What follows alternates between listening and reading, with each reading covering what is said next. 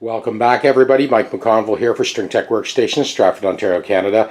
That Strata Ricos is all done. We also have this Larrivee that is in for a partial refret, probably the first 5, maybe 6 frets, and a compensated. Now we'll give you play-by-play as always.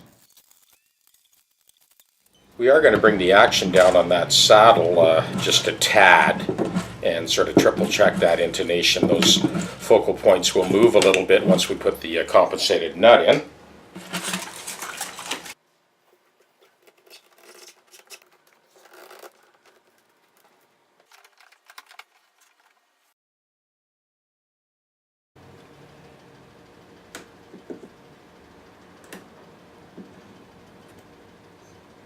So we're going to put the 5, maybe 6 new frets in, and then we'll dress those down to the level of the original frets. So what Richard ends up with then is he's basically back to factory spec.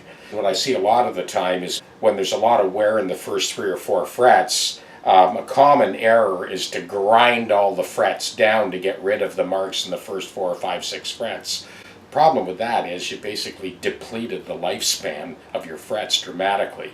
But when we do it, like I just explained a second ago, we just replace the first 5, 6, 7 frets, then we bring them down to the original height, and you're back to factory spec.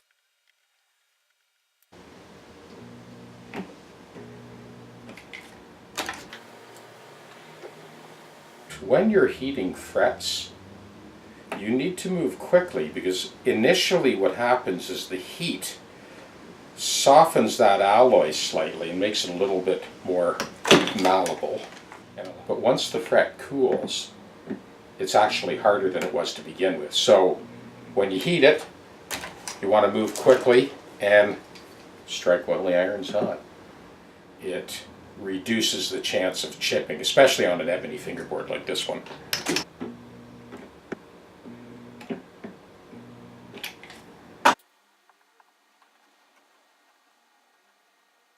You always start with the larger fret, because if you cut it too short, you can move up a notch. Okay, this is the tolerance I like to aim for. So we're going to clip off that tang, and we'll have just enough overhang to be able to file that flush. And I will also buff the outside ends on this so that it makes the edge dress go much more smoothly. For example, I'm going to take some of my own medicine here.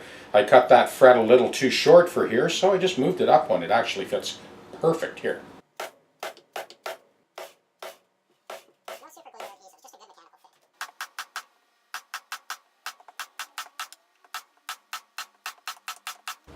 It's a beautiful thing. Here we go. I'm taking some of my own advice. That fret was cut a little short, so I moved it up to the first position, and 1, 2, 3, 4, 5, and again 1, 2, 3, 4, 5. Beautiful. Perfectly seated.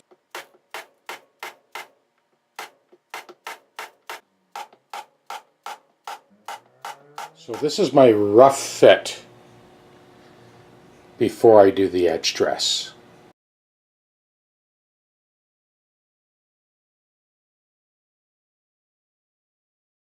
So here's the first shot. I just wanted to show you those tolerances. Here's the other side. You can hear it. There's not much resistance to that file because I've brought those tolerances so close. It just glides along there. A couple of little high spots. Another one here. So, and of course, the 5 new frets need to be breezed down ever so slightly to the level of the original fret.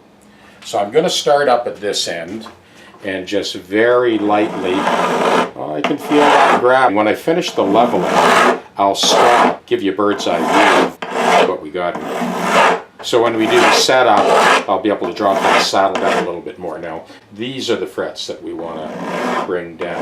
Very nice and easy here. There's only a difference of about 3 thou. And once again, you can see I'm kind of moving along the string path with the file, moving sort of obliquely, kind of cross-hatching. So now we had some ticket up here, not now, done, done. All the high spots, there weren't a lot of them, but all the high spots we did have now are done. We've still got a little bit of rocking between 5 and 6. So I'm going to blend those new frets into the original frets, and that'll bring it back to factory spec.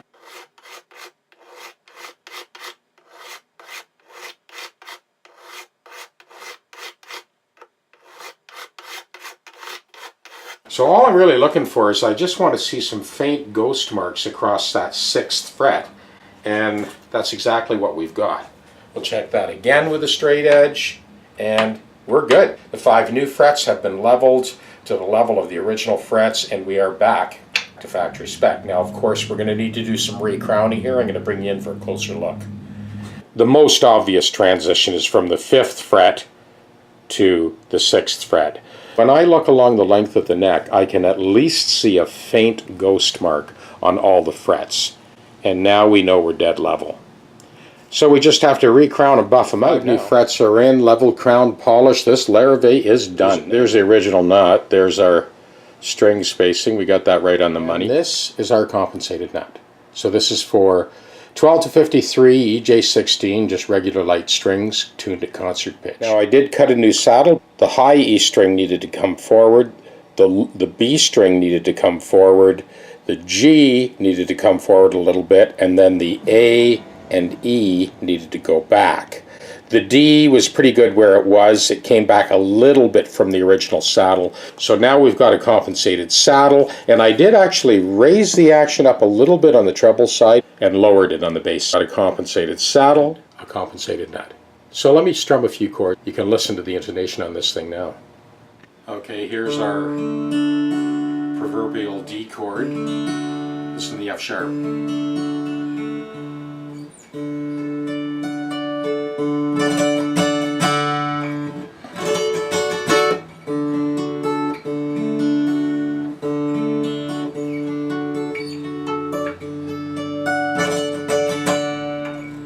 There's our E major 9.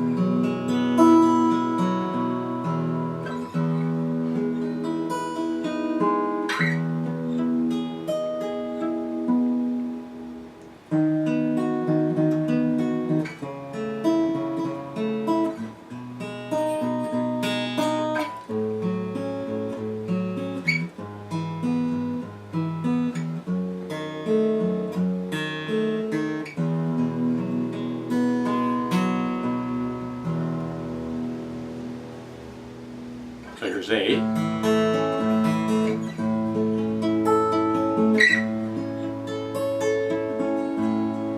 G.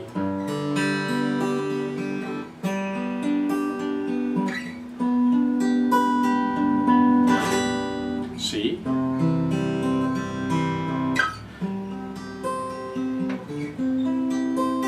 Intonated nut, intonated saddle, got the action absolutely perfect.